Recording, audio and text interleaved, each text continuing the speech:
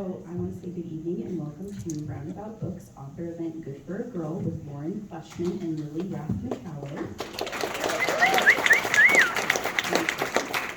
So my name is Julie and I'm the events manager.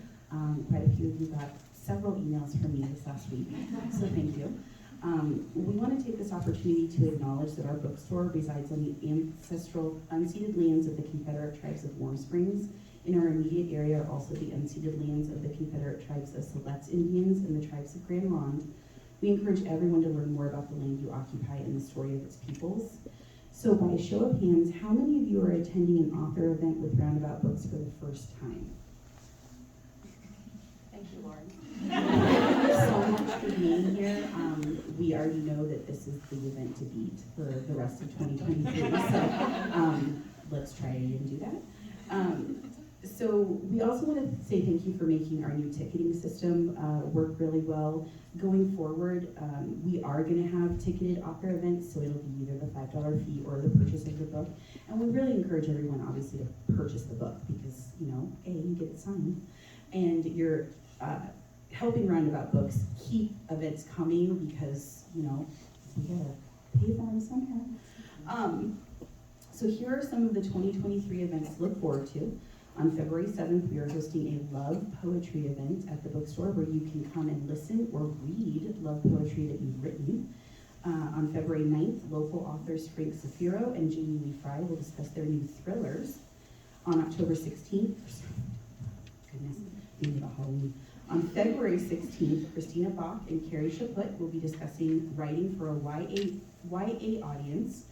And on February 28th, cozy mystery authors Emily George and Emmeline Duncan will join us via Zoom to talk about their new food-themed murder mystery books. So be sure to visit roundaboutbookshop.com for more information. And now let me introduce the people you are actually here to see. Lauren Fleshman is one of the most decorated American distance runners of all time, having won 5 NCAA championships at Stanford University and 2 national championships as a professional. Her writing has appeared in the New York Times and Runner's World. She is the brand strategy advisor for Oiselle, a fitness apparel company for women, and the co-founder of Picky Bars, a natural food company. She lives in Bend with her husband and 2 children. Talking with her tonight is Lily Rath McCullough, thank you. Who lives in Bend, where she writes a twice-weekly column for the Bulletin. In 2010, she completed a prestigious Knight Wallace Journalism Fellowship at the University of Michigan, where she researched her book, Call of the Mild, which we have for sale tonight, and she will also be signing. So please welcome both ladies.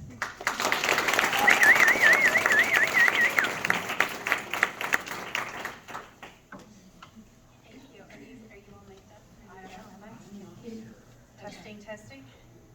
No? No. Okay. Sorry about that. Sorry, everybody. If I need to yell, just let me know. Sounds good. I'll try to get this right back to you. I know, I feel like we could almost do it without mics. I've got some water down there.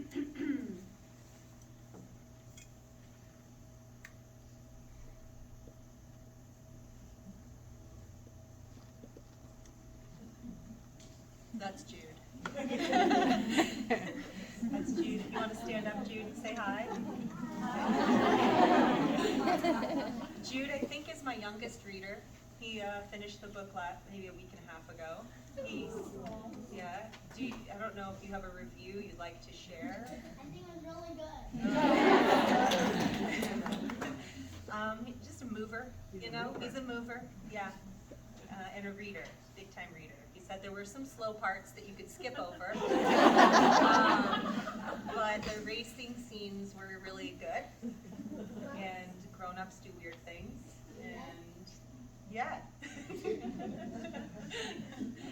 I guess while we're waiting for the mic, I just want to express my gratitude to Roundabout Books and to Julie and Cassie and the team for their work putting this on. Roundabout is a really special place for my kids and for us, and we go there a lot. It is like a place I use a lot of bribery for certain desirable behaviors for my children, and it's very effective. So, and the new, if you haven't been in a while, the remodel, the expanded space is just so beautiful, and it's just a really pleasant community environment. So thanks for hosting this and for hosting so many great literary events in our town. Appreciate it. I may not be able to resolve this. Okay, well, we can just do it. Can you hear me? Yeah. Okay, just if you can't hear at some point, just like start doing this. Yeah, raise We'll your talk hand and louder. we'll get louder. Okay. Towards you a little bit. Great. Thank you. I'm just gonna ask questions, so you don't really have to hear what I say that well anyway. But this is really fun. Thanks for asking me to do this, Lauren. Lauren and I have been talking about her book for like 4 years. Yeah, maybe more. But this is the most people who've ever listened to us talk about it. So this is a little bit It's different. true, it's different. And we have some of our people that we have spent a lot of time writing books with in this room. Sarah over here, Michelle over here, 8 and I spent a lot of time at the Grove writing this book and writing your screenplay. And we've done, I don't know, am I missing anybody? Who's Laura here? No? But yeah, a lot of good community in this town. It really helps you get to the finish line. I have a question about that. Oh, do you? I did because I was thinking about how running and writing are both things that people think of as just being incredibly solitary. And it doesn't seem like that's how you approach either of them. I know more about how you approach writing. Can you talk a little bit about why community has been important to you for both of those things? I think I just get very little done by myself. I tend to spin myself out and procrastinate or talk myself out of things. And I used to beat myself up about it, and now I'm just like, I'm just a social creature, and I benefit from peer pressure. So it's all about finding the right peers. And I know I feel like you do pretty well in solitude writing, so our writing relationship probably benefited me more than it benefited you. Benefited me too. But it was really great that you would come out and write with me. Yeah, we have a writing group where we don't really read each other's work. We just get together and write. Yeah, Together. it's good. But Lily's book, having a neighbor and a friend who wrote a memoir who is of similar age and stage of life really helped me believe that I could do it. And I promise this won't be just like a constant love sesh, but It won't be. I have some very hard questions. good. We'll see how our friendship survives this. But yeah, it like Lily, essentially in my life is the person that keeps saying, you can definitely do this. You can definitely do this. Like so many times, I'm like, I can't do it. There's a pandemic. Let me list my 10 excuses. And she's like, oh, you will do it. You can do it. She did it. I was right. You were right. Yeah. Yep, you're always right. So we can talk more about writing, but I'm curious just to like go to the very beginning, your origin story. How did you find running, and how and when did you know that you were really good at it? Well, I ran like most kids do before they're ready, falling on their face as soon as their legs will let them. And then it was just like the common thread of all the neighborhood games that I played. We had one of those streets with 10 kids on it, and a bunch of dead ends, suburban LA County, and just a lot of freedom. And so I knew that I was hard to catch from a young age. And then I played softball until 8th grade. And I was known for stealing bases and having a really tiny strike zone. So they would just walk me to first because no one could strike me out because I was 4'10" when I started high school. I like really grew late. And then I would just steal bases. And I was just at a book event in Pasadena on Saturday, and my first softball coach showed up there. And I like didn't even remember his name, but I remembered his face. And he was like, you just had great acceleration, you know?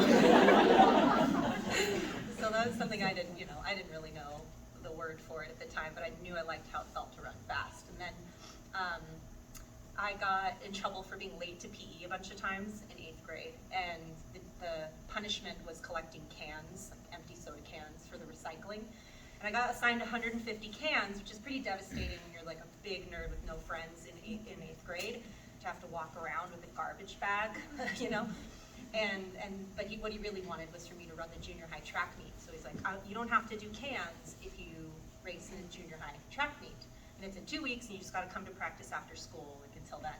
I was like, deal, I'll do it. And I ran really fast. I was second to this girl that was a junior Olympian in a couple of races. And then a coach showed up, my high school coach, and was was like, you should join the cross-country team and you'll have friends. That was all it took, really. And he was right, I did. And I loved it. It really quickly caught on as a place to, first it was like exploring the place that I lived. Like they'd just send us off on these loops that the seniors knew by heart. And it was like, oh my gosh, all these routes that I didn't know existed on fire roads and in the dry riverbed and down random alleys and stuff. Getting to know my town in a new way, and then just making these deep friendships. Like I don't know how many people in here run, but when you're running side by side with someone and you're not looking at them, it's somehow easier to talk about vulnerable things than when you're sitting across the table from someone. And so I quickly learned that running was a way to get close to people and feel safe. I want to talk for a second about the title of the book, Good for a Girl, because I know it's got multiple meanings. So you want to make things better for girls, do something good for females in sport. But you're also making this, joke or kind of repeating this patronizing line about being good, asterisk, for a girl. That asterisk that comes with our gender all the time. Have you ever been told that you're good for a girl? Yeah, and I hated it. Because I was sort of like a genderless, I don't know, just creature as a kid. And I grew up in the girl power revolution of the 90s, and people were like, you can do anything, sexism is done. It existed once, it's over now, like, go be president, go do all the things, nothing's in your way. And so I was very annoyed when people would be like, oh, you're pretty good at that for a girl, because I wanted to just be good at it, period. And I found it really annoying. And then once I got into, when puberty started to happen in these separate paths for my male peers, I started getting beat by boys once they started going through puberty, and I was pissed. And then it also had this third meaning of like, oh, well, if the best I can be is good for a girl, what does that mean? Like, what do the girls' spaces look like? And are they as good as these other spaces? Like, what's the promise that comes with these spaces? And the book is an examination of me going through that process and learning what those spaces are and what the realities of them are, and critiquing and celebrating depending on what we're looking at. Yeah, I mean there are these biological differences that are very real. That you have that testosterone when you go through puberty, it's gonna have an effect on you. And if you don't, then that's going to have an effect on you. You and I have talked about this, how when you were at the peak of your athletic career and you were one of the fastest women in the world and you were a professional runner for Nike, you've told me that you would run in open races and get passed by a mediocre male runner wearing a banana costume. And to me, who's not an athlete, that is so crushingly unfair. I still think about that and get angry about it and fixate on it. And you told me this story once years ago. Yeah. It still bothers me. Well, you were like, no. I'm like, yes, it happened. And he was a frat boy. And you were like, no. And he was also hungover. Anyway, yeah. I hate this. And I want to know, because this is a book that you wrote with a lot of perspective and time, and you'd already gone through and experienced coaching. When you were running, how much did you think about your gender? How big of a deal was it to you?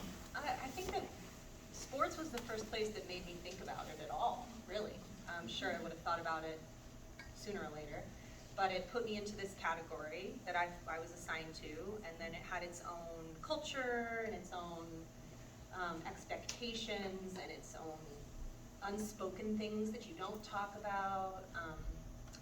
And I think that all of those things started to shape my idea of my gender. Also, once I became good for a girl in running, then I was like, oh, I'm really good at this. Like, I'm a state champion. I'm good. Like, let me look in the newspapers and watch TV and see what people like me get to do in the world. And obviously, this is changing a lot right now. We're having a lot more professional women's sports on TV, but it's still a long way to go. I think we get less than 5 or 7% of the sports coverage is for women, and less than 1% of endorsement money goes to women's sports still. So we have a long way to go, and it's better than it's ever been. So I saw that. I watched TV with my dad, watching sports. I read the newspaper, and I was like, where are the women? If I'm really good at this, then what does that mean? What is available? It was great that scholarships were available. That was really cool. And then, but I kind of learned was like always searching for what does it mean in this space. Now I'm in this space, but what does it mean in this space? And then those realizations kept coming. Because I think like pregnancy, the way that felt in my body took me by surprise, motherhood, like a lot of things that I think of as traditionally associated with womanhood. Puberty, periods, like it all was kind of like, oh, this is happening, you know, like, it's, so I don't know, I think that I'm still sort of in exploration with gender, but I think that sports has called a lot of those things to my attention in the examination of it, and writing the book did too. Yeah, because you write a lot about gender and about trans issues and all different kinds of things that come out of that. You mentioned this about not seeing that many women on female athletes on TV. You also write a lot about the finances of being a professional runner, and it's pretty bleak if you haven't read Lauren's book. I mean, when people hear about professional athletes, they maybe think of like NBA players, Major League Baseball players, making millions of dollars. And running, it turns out, is not like that. Weirdly, no. Even the WNBA, Brittany Griner has to go to Russia, to pay the bills. It's a lot different. Do you think that running could ever be a high-paying profession? And if it could, do you think it would be good for the sport? There are a few people that make really good money. Like you have to be really, really, really good, like best in the world, and you can make really good money. But it's always like it's never secure, really. It's always like dependent on you repeating your champion status over and over again. Not having a baby. Yeah, I think so. Things like that. And then the likelihood, if you do have a baby, that someone will support you for what research shows is the 2-year period of time that the average professional female athlete needs to return to pre-baby performance levels. And having 2 years of support is hard to come by. So I feel like, I love seeing people get paid. Like I love seeing Megan Rapinoe talk about wanting to make a lot of money just unapologetically. That's cool. That's not really like my vibe. Is like let's create just some security for a larger group of people who are pursuing this, so that their profession can accommodate the rocky road inherent to life, and the specific rocky road that tends to happen to female-bodied people that can have its own differences from male-bodied people. So we need to. That's what I'd like to advocate for, is more of that. And in certain sports, they have that. Soccer, women's basketball, they have league minimums, and at least there's some amount of money you'll make on merit alone, and they have unions and contracts and some levels of protection. Running, no. It's kind of everyone for themselves, and then your contracts are with sports brands, and they're confidential, which I'm still waiting for a letter of getting sued, because I disclose a lot of things. So, anyway. I feel like it's going to look really bad for them now that it's a New York Times bestseller. I'm just kind of like, other people have done it. Hopefully they didn't get sued. Just get it. We'll see. Well, I have so many questions, and I'm like trying to hydrate them at this point. You're good. I have some questions about coaching. Okay. And I've not really been coached, and I've never been a coach. You're a teacher, though. I'm a teacher. I view coaching kind of as like parenting. Yeah. Is that an adequate, is that an okay analogy? I think there are some similarities. Okay. Yeah. Okay, because I've been thinking about it like we're all raised in a certain way, and that affects how we parent, right? Like because you have this like baseline default. And I think it's really interesting when I read about your approach to coaching, because you were trying to bring up all these kinds of conversations that your coaches never had with you when you were an athlete. You wanted to, talk about their periods, which wasn't something that got discussed when you were an athlete. Talk about mental health. Talk about people's relationships with food. And I'm curious, how you felt about having these conversations with your athletes when you had no baseline for this. Yeah. Did you feel really freed, like you were just starting from scratch, or did you feel a lot of pressure, like I have to get this absolutely right and I have no idea whether this approach is going to work? Yeah, it was more the second thing. I mean, there were some things that I knew for sure, which was that you're going to compete your best if you're at home in your body, if you're confident in your body, if you can stand strong in your body and love who you are, and that's going to allow your best performances. And then also if you feel you have agency. So this is my sport, my career, I'm involved in the decision making. In the end, it's up to me, right? And my coach is here, and they're my partner in this, but it's my career. And those are things that you don't normally get in sport. Like a lot of sport, as I talk about in the book, is about encouraging people to morph or change their body, to aspire towards a body that isn't even theirs, or to ignore their hunger and full cues, to like stick to some sort of diet that appears to be more professional, and then being coachable, which means being compliant, doing what you're told, never questioning. There's so much praise given in schools to kids that are coachable, and I don't know if anyone wants their 30-year-old to be like a fully compliant person that never challenges their boss or their neighbor or whatever, right? And so I'm coaching adults, young adults up to 30-somethings, and so maybe it's easier for me then to have that shared respect of like eye to eye, adult to adult. I can talk to you this way, but I feel like we need to do that with young people as well, so that they don't unlearn, so they don't forget how to listen to their bodies and to their intuition, and they never mistakenly believe that somebody else knows their body better than them. And then that makes sport more able to fulfill its promise, right? Because we like to talk about the promise of sport, how empowering sport can be. Well, it's going to be its most empowering if it kind of like develops you in a way that makes you more confident, more embodied, and then that will spill over into all the other parts of your life. So what were those first conversations with your first athletes? What were they like when you were like, I want to talk about your period? I want to talk about your relationship with food. How did they receive that? I don't know, Mel, how did you receive it? Collier?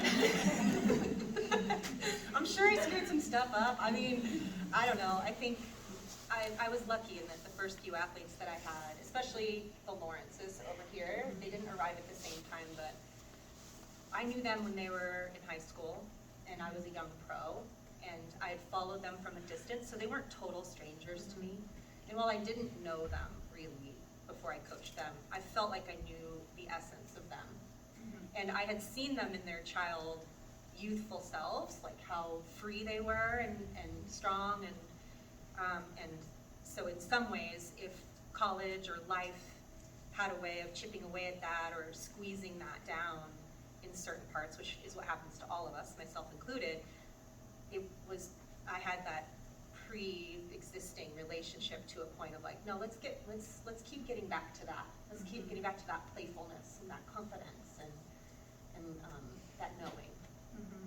But yeah, I mean, I'm a person who menstruates, so it wasn't super awkward for me to talk about periods. I think had I been a male coach, there would have been more obstacles there, but I was used to talking about it with my friends, and I know not every person talks to their friends about that, but my friends were pretty open about it by this stage of my life.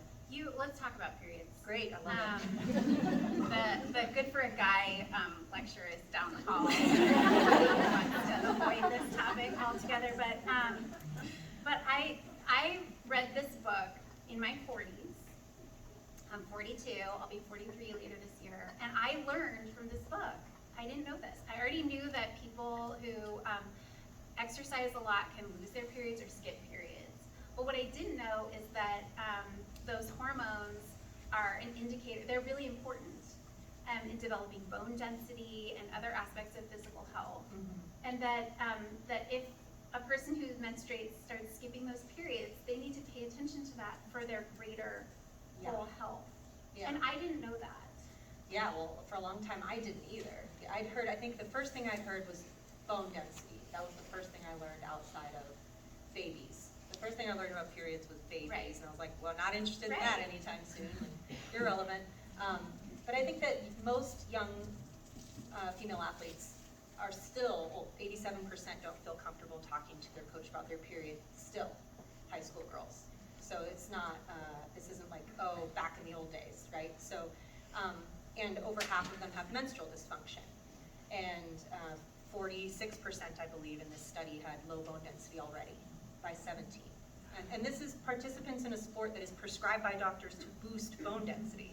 So it's, running is a bone building activity when all other factors are healthy. And that's very alarming to me. But I think that there's these obstacles that we need to talk about, like we're taught our periods are something you shouldn't say the word. You have to have a euphemism for it, a tricky little name, that they're dirty.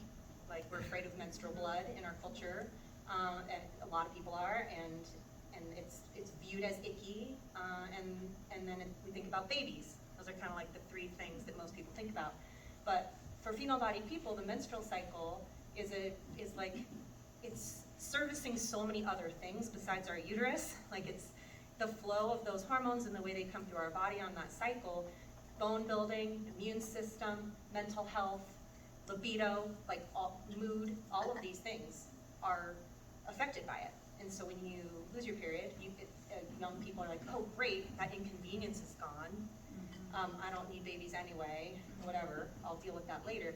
But we need to be talking about periods and talking about menstrual dysfunction so that they're aware that this is not just like a long-term thing you need to be paying attention to, where your bones might break one day. Like, your pain tolerance is gonna go down now. Your recovery time is gonna go down now. Like, this is impacting you negatively right now, which I think suits a lot of younger people better, is Right. focusing on what's happening now. Right. You write about this lack of, like, holistic education and all these other issues like discrimination against female athletes and the sexualization of female runners' uniforms. The fact that when you were a Nike athlete, you noticed that the male athletes were featured in the Nike catalogs, but the female apparel was modeled by, waif-thin models, not female athletes. I'm curious if you can pinpoint what made you go from noticing these things to connecting the dots and feeling like these are systemic problems, and then feeling like I want to change these things if I can. Well, Because I think there must have been other athletes that were noticing these things too. Yeah. What made you take that next step and try to do something about it? I think there were a couple things. I think it started out as related to my drive. Like, I wanted to be the best, and I wanted to be a famous athlete, and I wanted to be, and when I looked ahead at what that would look like, and I was like, oh, you're gonna be in an ad in your underwear. Like that, like that's, or you have to look pretty much like one of these three people to truly be presented in marketing, whereas in the men's side, it was like, if you had some quirky thing about your body or personality, but you were really good, like, the brands would find a way to market the quirky thing about your personality. That would suddenly become trendy or Your cool. thing. Yeah, it's your thing. But if you were a female athlete, like, it was like you needed to look like you could be in a Playboy ad or in the ESPN body issue or some other thing. And that's starting to change. But if you look closely, some of the remnants are still there, like the body issue stuff, or Sports Illustrated, Sports Person of the Year is a female athlete and they're in a gown. Why are they in a gown? Did they choose the gown? Like, my experience with photo shoots is when you come on set, they have a person presenting you with the options that fit the look and feel of what they want. Like, when I was on the cover of Runner's World, it was like, and here's your tiny booty shorts. And I was like, but what if I want to wear like shorts with like a leg? And they're like, that doesn't fit the profile. That's not on the design aesthetic of the thing. It's like, oh, okay. So you have to push back in order to. I lost track of your question, but essentially, I decided I wanted to do something about it because I wanted to be one of those people, but I didn't want to do those things. And I had taken a sports and society class at Stanford where I learned about a lot of the different ways female athletes are treated. They're more likely to be called by their first names. They're more likely to be commented on their bodies. They're more likely to be asked about their personal lives or their dating lives, like those kinds of things. So I was like aware, but I was a very reluctant feminist. I grew up in a house where like feminism was like a very bad word. And so I remember I was in like the class and I was like, well, I'm not a feminist, but this is kind of interesting. How does this apply to like a not feminist? That was the time too, right? I'm not a feminist, I just agree with everything that this feminist has to say, that's all. Yeah, just don't call me that, please. Right. And then I think that I don't know. I don't know why I eventually decided to say something. I think in the NPR interview with Terry Gross, I think that they asked me about the Nike objectifying the ad, but I didn't listen to it back, so I don't know if that made the cut. I don't know if anybody knows, but did it make the cut? Okay. So that was an example of a time where I wanted to speak up, and it was really hard to speak up, and I did. And I still look back, and Jesse and I were talking about this recently, where he was like, that was a really big deal. Like, you were 25 years old. you know, and this was your first chance to be featured. And I think that there was, it just ate at me. The idea of participating and perpetuating the thing that I knew was harming my peers, like that body comparison thing that so many of my beloved teammates like didn't reach their potential in school and in sports because they were starving themselves. And it ended up having them be sidelined and frustrated, and their opinion of themselves as people was affected as a result of that in a way that lasted a long time. And so I was like, this isn't just a matter of like pose naked tastefully for an ad, no big deal. Like this does have effects, and I couldn't participate in that, knowing once I knew that. I wanna ask you a little bit about writing. Great. You sold this book on a proposal, which is not uncommon for nonfiction books, but you sold it right before the start of the COVID pandemic. And writing a book is really hard. I've written one, and it's really hard. Under like completely normal, best case circumstances. You signed this contract right as the pandemic started, and then you had to write this book as the world around us was crumbling. And I just want you to talk a little bit about what it took to get this book done. Yeah, I for sure would have quit if I hadn't cared so much about the subject. And a couple things. I needed to really care about the subject. I felt like if I didn't get it out, that I felt like it would be like, you know how they say if you don't say something, you're contributing to the problem, that no vote is actually a vote for the status quo. So there was that even through the pandemic, there'd still be news stories about girls being abused in sport, about, it just keeps happening, and it will keep happening until we start addressing the underlying issues. And then I just felt like, I kept going like, I just want somebody else to do it. But then I just kept being reminded that I have this unique set of experiences as an athlete, an elite coach, a human biology major, a science nerd, like a passionate reader of social justice issues. I have some combination of things that will create one perspective that will be different than what someone else can offer. Will it be better or worse? I don't really care, but it's something that only I could do in this way. And that kept me going to just be like, oh, I just need to do it my way through my perspective, and then I can say I tried, like I did my best.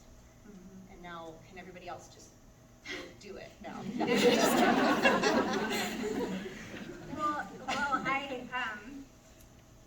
I want you to share like what the general feedback has been so far, because you've heard from readers.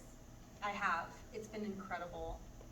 I'm sure there's plenty of bad things on the internet too, but I haven't read them. And there's a new thing where people don't tag you when they're dragging you, which I just think is great. Like, Society can improve. It's proof that we can get better. Just drag people, but like use their initials or something, so it's untraceable by the person themselves.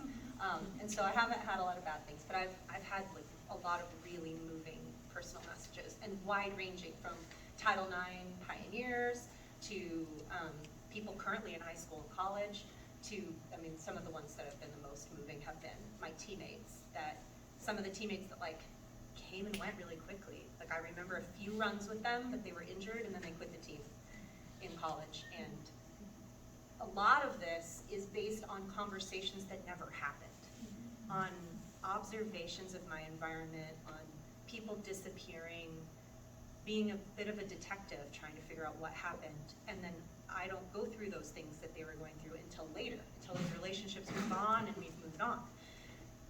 So I did experience some of those things. I'm going off my experiences and the very few people who've talked openly with me about it. But I'm writing about people's lives that have never kind of confessed. We've never openly spoken about these issues. And so when they text me and they're like, I was in tears reading your book, that I have spent the last 20 years blaming myself for what happened, and reading this changed. It changed how I view what happened in a way that is really powerful. And that has also happened with a lot of strangers. And a lot of people said, I wish I had had like, this book had been out when I was being coached, or I wish I had read it when I was an athlete, so I'd have a counter story to carry with me through the system. And I think that the things that move me the most are when people say, this changed how I view myself, and it gives me a new lens on my past experience, like my old story. And now I can see that old story isn't actually true, because we all carry things like that at different parts of our life, and it's so liberating when you're allowed to, or you allow yourself to see it in a new way and take some of the shame and blame off of yourself. Because we are accountable for our actions to a point, but we're all operating within a system, and those decisions that we're making are made within a system. Yeah, you shared one, on social media, you shared one post that somebody made who just finished the book and tagged some of their friends and said, we didn't imagine it. Yeah. And I just felt like that was such a moving, like such a heartbreaking and moving thing. I mean, you're writing a lot about these eating disorders, for example, that you're seeing happening around you that nobody's talking about. Yep. Nobody's doing anything about them, and nobody's even having a conversation about them. Yeah, imagine going, maybe you can imagine this in this exact space or some other space, but just wondering if what you thought was happening was real. If it was even real. Were your feelings about what was going on real, or are you sensitive? Are you just overly sensitive? Or are you just weren't resilient enough, or something like that? And that's a lot to carry. And so that's why I love memoir. Like, in general, I love when people write honestly about their lives and the things that are hard to talk about, because I may not have hunted my own dinner, but I can connect with the groundwater of emotions that you connect to as a good writer through your experiences, and those things can create little shifts. I have a last question for you, and then we can open it up. But before I ask my last question, I'm going to squeeze another one in. This is how I like to do it. Is there anything that we haven't talked about that you really want to say?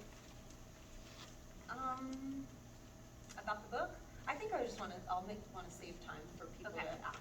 Okay. There's at least 47 things, but this is not a 5-hour talk, unfortunately. And if you all don't have questions, I have way more, so no pressure. But I just wanted to say, I think there's probably other people here who are in the same boat as me. I'm not an elite athlete. I'm not raising girls. I'm not a coach. But I'm outside of this fight, but I want to be an ally and I want to help. And so what can we do to support female athletes? Well, I'd say our boys need to know this stuff too, for sure. By not sharing these types of things with our boys, we're continuing the myth that the female experience is somehow mystical and secret and whatever. And that's why I wasn't afraid to have Jude read this book, although I'm sure you have so many questions. I'm here to answer them later, buddy. So there's that, and then I think there's also like an inquiry that happens to a reader, that I hope happens, of just what's your relationship to food and your body, and what's your story about yourself in this culture that puts a lot of pressure on us to shrink ourselves, to fit in a certain way, and the parts of us that want to burst out of that are often the parts of us that feel the least safe. And so I think that having the courage to look at my experience and the experiences I share and see what comes from not being afraid to find yourself again fully and stand in all of yourself, and then also just the research shows that we really impact each other with our relationships with food and body. We impact our family, we impact our friend groups, and so if we may not be motivated enough when entrenched in certain habits and ways of thinking to liberate ourselves, but we may be motivated when we think about how the liberation of ourselves is going to liberate our friends, our children, our community, and in a really big way. And if we could spend, as women, even 20% less time being critical of ourselves or comparing ourselves in a body sense, that's 20% more headspace and heart space for fill in the blank with whatever you want. Applying your unique gifts to the world, loving bigger, dreaming bigger, all those things. So I'm all about removing the static. So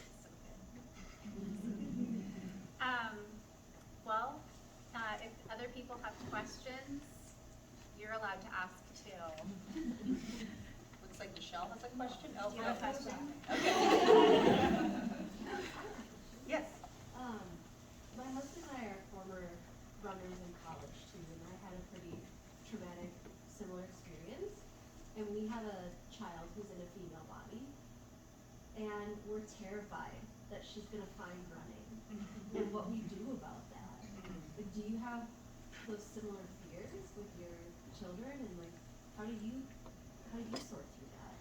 Yeah, it was part of my motivation for writing the book, honestly, was just thinking about, as much as running has enriched my life, I mean, it brought me to Jesse and all, like, so many of my friends and traveling the world and having this life and coaching and everything that wasn't even feasible for my mom at all, who's only 25 years older than me, right? It gave me so much, but it also created a lot of harm in my community and continues to, I can't look away from. And so when I think about my kids being good at a sport or putting themselves into a sport that has an emphasis on leanness, I'm scared too.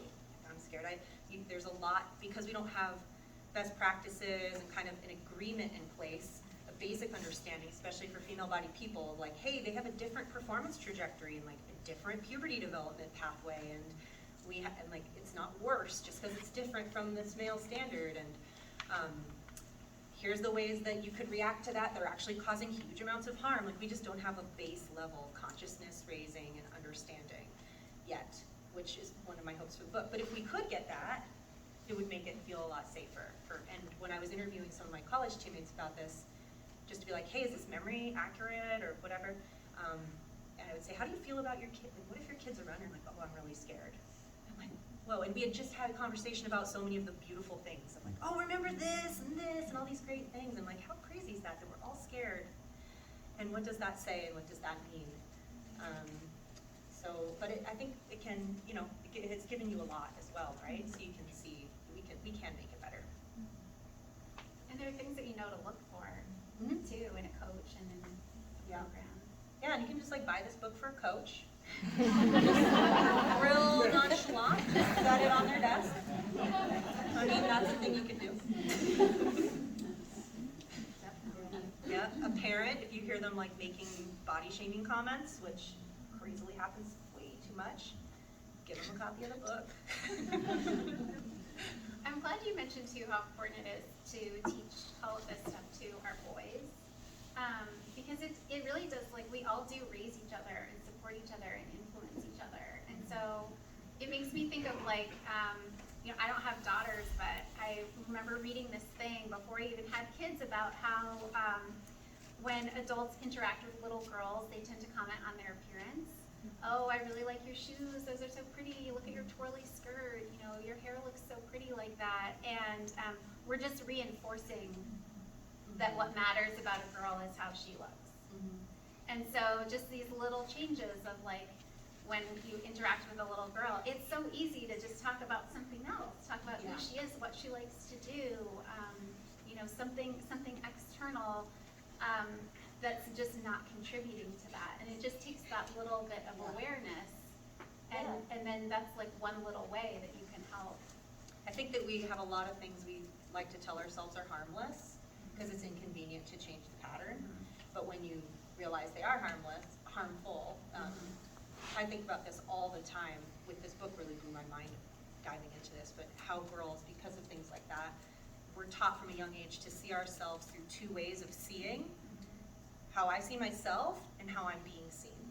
Like from such a young age, and having one boy and one girl, anybody that's had one of each at least will tell you, like, it happens right away, the comments on the way my daughter looks. And I'm just like, wow. And so, yeah, like, how many minutes a day do we even get after the age of about 2, where we are just going through the world, looking through the world through our own eyes, just doing our thing without also looking at it through this other set of eyes? Not enough. Who else has a question for Lauren besides me? So how about other countries? Are they similar in the way they view women athletes? Yes, so the research, I didn't do like exhaustive research, but Australia, New Zealand, and the UK and Canada have very similar patterns. And so, like, the dropout rates are one of the big things. Like, I think it's 1 in 3 1 in 3 girls in Canada that plays youth sports quits by age 17 versus 1 in 10 boys. And yeah, Australia, New Zealand, the UK have similar things. And if you haven't read the book, really that just starts from the moment the puberty changes affect bodies differently, and breasts are the first change. And that's an age where there's a huge number that quit or move on to something else. And their reasons are multifaceted for that, but some of them are very easy to combat, and some of them take a little bit more work. The Cliff's Notes is there should be a free sports bra in every locker. And every sports kit, soccer team, basketball team, a uniform should come with a sports bra. It's ridiculous that isn't standard issue gear. They're expensive. They are. They are. Yeah, and like less than half of middle school girls in the study that I've read owned a sports bra, and 70-something% had questions and concerns about breasts and exercise, and listed it as a barrier to participation. Concern about movement and how they felt they looked moving. Yeah, it would be an easy fix. Yeah, it would really help a lot. There's a nonprofit called Bras for Girls if you want to help solve that problem. They go into middle schools and they give free sports bras to everyone, and they do breast education. And that's a really important piece, because the breast education is a way to talk to these girls in a movement context about breasts, that it's part of their body in a way that's not as like sanitized as a health class where it's a diagram of a breast, and it's not sexualized like it is in most of their social life. It's like, these are yours, it's part of your body, here's how they move. Bra changes how it moves, boom. All boobs are normal. It's nice to have somebody tell you that at that age. Such simple things.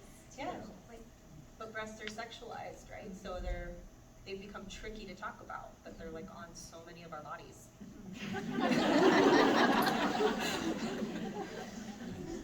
Yes, Michelle. I do have a question. Is it who's my favorite writing partner?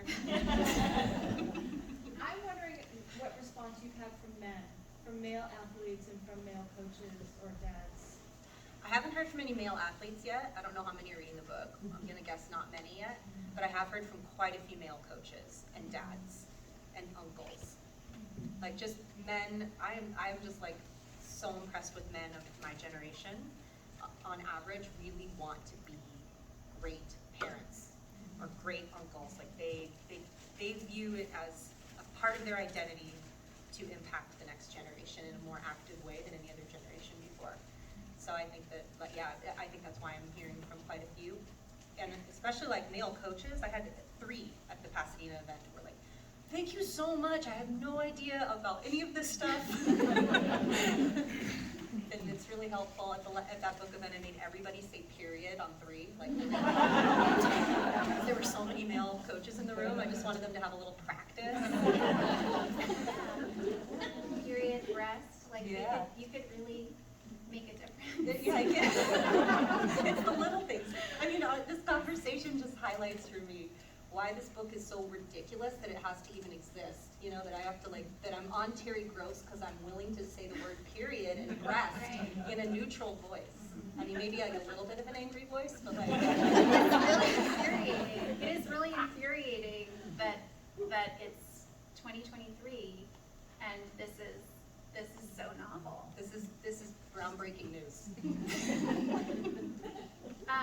You've talked about like how we have this whole infrastructure, and this is not critical, this is actually really hopeful and inspiring, but we have this whole infrastructure around concussion protocols and training. You know, if your kids play any sport, you've gotten lots of information about concussions. And then with eating disorders, it's just crickets, there's just nothing. Yeah, 65%, an estimated 65% of female athletes engage in disordered eating behaviors. And the risk of eating disorder is, I think it's 33% for anorexia and 58% for bulimia. I mean, it's really high. And it's the deadliest mental health disorder behind opioid addiction. So it's very serious. So I'd say probably at least as serious as concussions. And we know for sure that these sports environments are areas of high risk for those mental health disorders and those behaviors. in some cases actively encouraging them.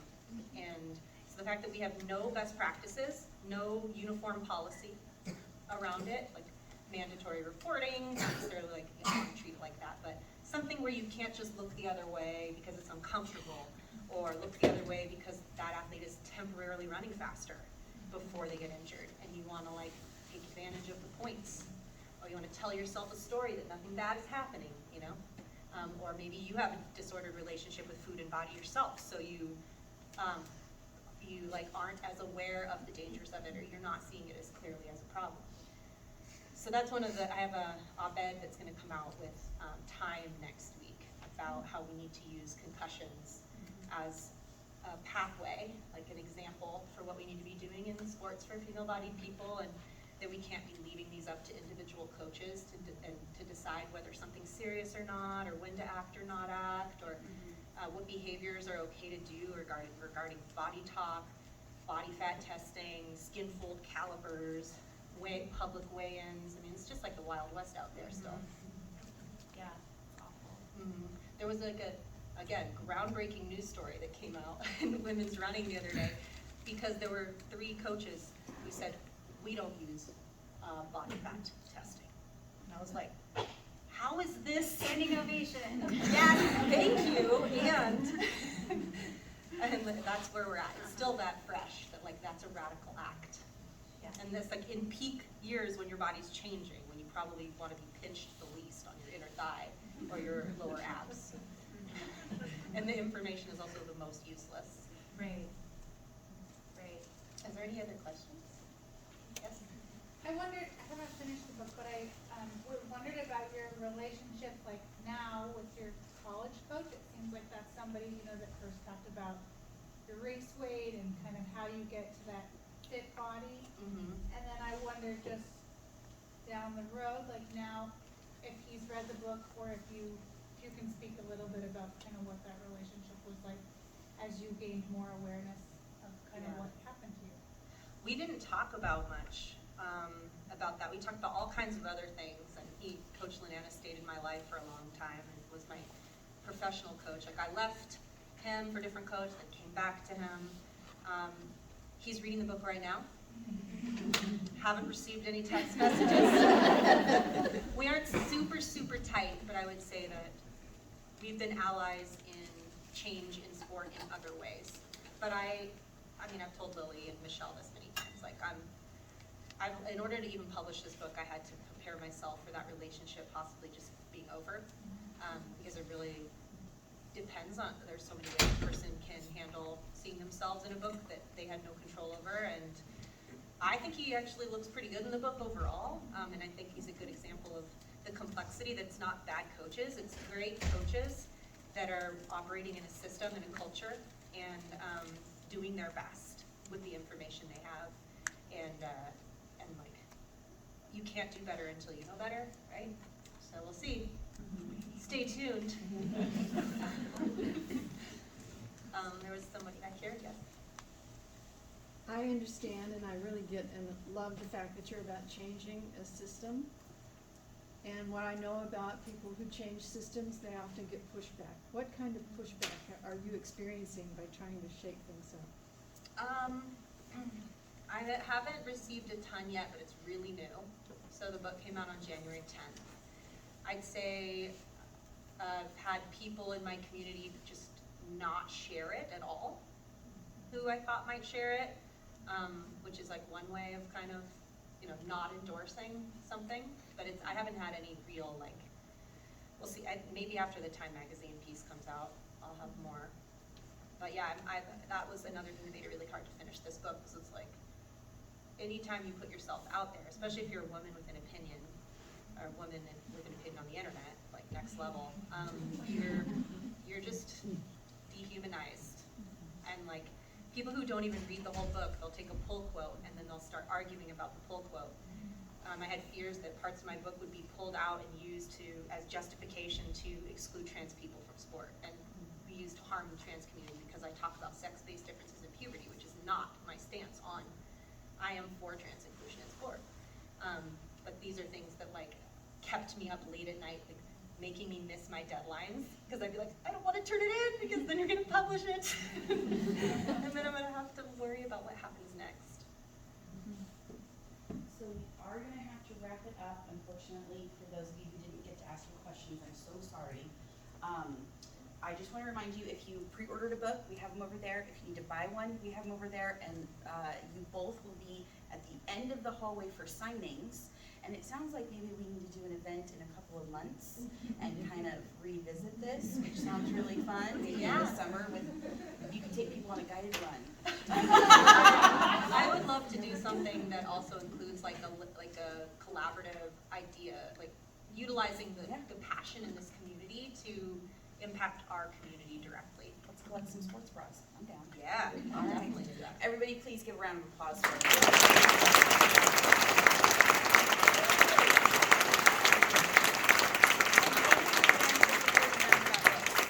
I'll be out there at a table signing books that aren't signed yet.